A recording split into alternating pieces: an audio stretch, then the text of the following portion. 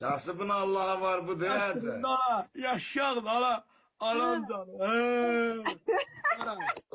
Qulaq as. Hadi ben onu görməmişəm. O anda bunu danışığını görmüşəm. Qulaq as. Azikali. Geçe. Bu Azikali.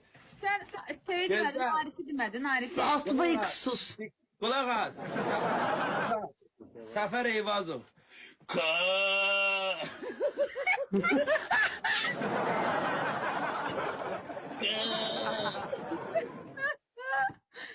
Senin ha. Məni tərzimi aç da. Sonra kim kaldı? Arif böyle. Bakin.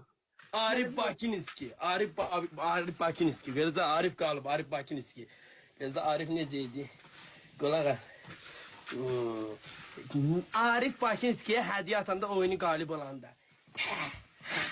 Ha. Benim işim boyunu yere sokum. Bu ne hansı uğraş sevinir ha? Bu ne sevinci? Canıma 1 milyon hediye attım. Sevinmeyi. Sonra kim kaldı? Bütün yayıncılar. Mən. Qulaq as. Sonra. Məni niyə eləmirsən? Ha? Məni niyə eləmirsən? Seni gözde 2-3 gün Bakinka oynayır. 2-3 günden sonra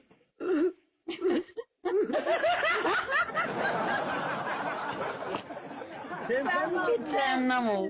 Terlan men. bana yaşa bana. Terlan men terlan men. Sen ne işini bundansa sen neyini parodiydin? Bir dənə məhəbbətlə parodiya elə də. Az. Allahsızın kız. Az pedasızın kızı dinleniyor. Az. Edasızın kızı. Uşaqlar ben deyir ki babuşun neyini eləyim mən? Ha, Evet. Hə. Ha.